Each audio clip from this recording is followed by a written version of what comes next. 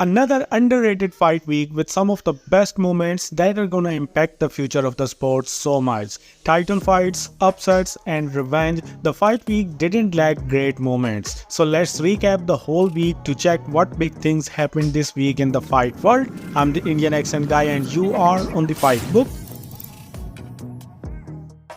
The fight week started on Friday night with the IBF flyweight title fight. The title with Jesse Rodriguez had vacated to move up to super flyweight division.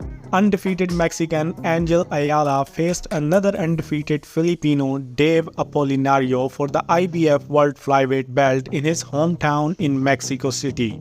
The night marked the first title fight for both boxers. Despite being less experienced than Apolinario, Ayala was not only the crowd favorite but the betting favorite as well.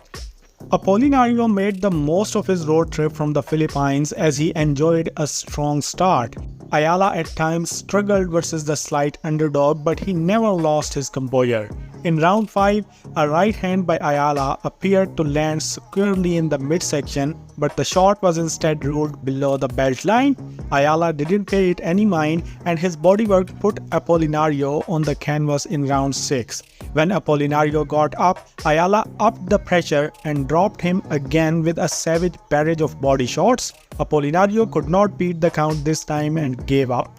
The win marks the third newly crowned flyweight in 2024 with the WBC belt still vacant.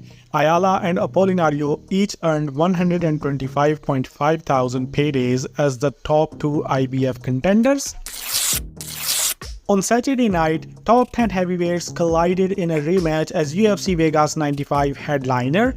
The polar bear came right at Tybura at the start of the contest, landing a clean shot in the first exchange that allowed him to close the distance and initiate the grappling entanglement.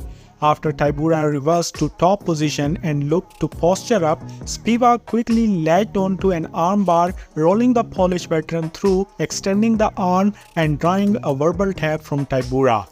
With the win, Spivak avenges his earlier loss to Tybura and gets himself moving into the right direction again. The 29-year-old is now 7-2 since that first meeting with Tybura, with his only losses came against interim champ Tom Espinal and former interim champ Cyril Gane.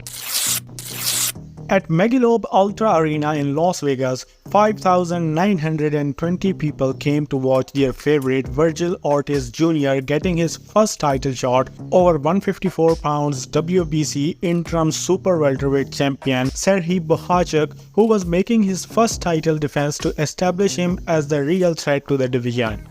26-year-old Ortiz Jr. was dropped in round 1 with an overhand right from Bohachuk, but it was considered as a slip instead of a knockdown. After consulting instant replay before the start of round 5, it was rightfully ruled as a knockdown.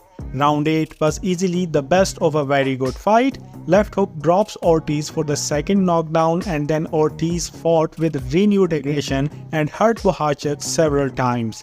Cut over his left eye and nose bleeding, Vergil Ortiz boxed in the championship rounds terrifically and this action-packed fight went to the decision, breaking Ortiz's 21-fight knockout streak. Still, he overcame 2 knockdowns and being hurt several times to win a controversial majority decision in a Fight of the Year contender and claimed the WBC interim super welterweight belt.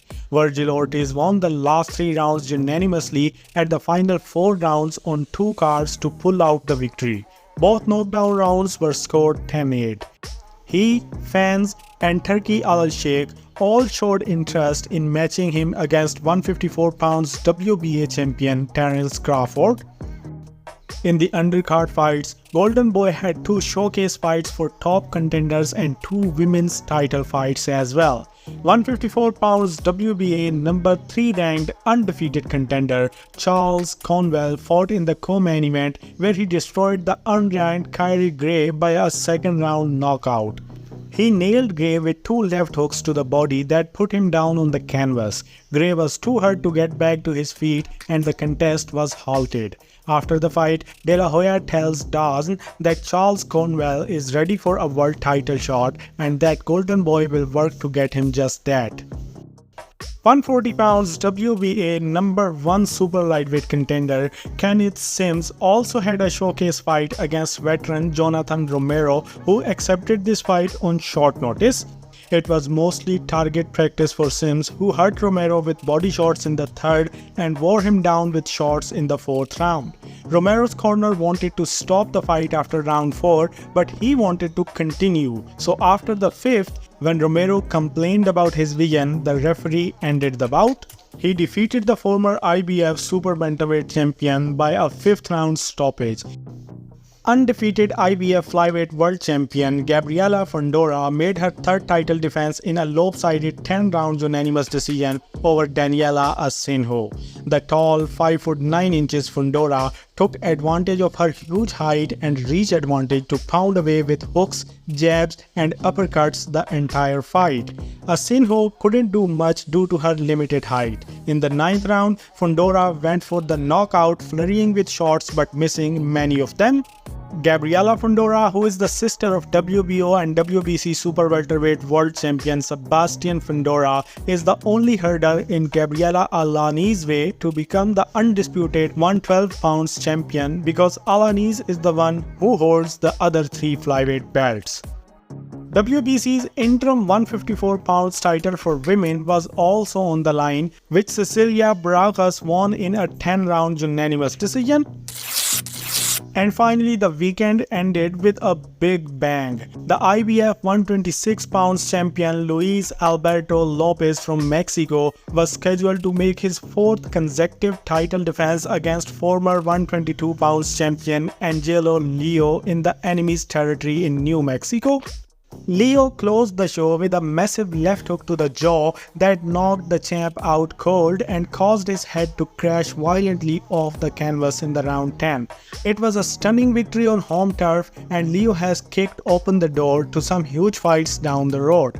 Lopez was trailing narrowly on the scorecards when he was caught by a huge left hook from Leo. The time of the stoppage was at 1 minute and 16 seconds of round 10. Fighters will be hard-pressed to top this Angelo Leo victory over Alberto Lopez for the knockout of the year. Spectacular stuff, one punch to win the title in an upset. 126 pounds number 3 ranked WBA contender Arnold Serhii also had a showcase fight in the same card, where Serhii punished the huge underdog for 8 rounds until his corner signals the referee to stop the fight before the start of round 9. Serhii has pegged a stellar run since the unanimous decision loss to Stephen Fulton and has rattled off 6 straight wins over formidable names. A few other fights I would like to mention before the end of the video. Bahadir Jalolov beat Spain's Ayub Gatfa to become a 2-time Olympic super heavyweight champion. Tokyo 2020 champion wins another gold medal at Paris 2024 and is also 14-0 as a professional. Adult performer Leah Gotti won by a technical knockout over model Amber Fierce in their debut pay-per-view fight at Misfits Boxing 16 on Saturday afternoon. Gotti entered the fight as an underdog and secured a 3rd round referee stoppage after a flurry of unanswered punches. She proved that she can not only finish men but women as well. And that was all that happened this week in the fight world. Keep visiting the fight book and stay updated with the fight world. Now I'll see you in the next video, so till then, do whatever you want.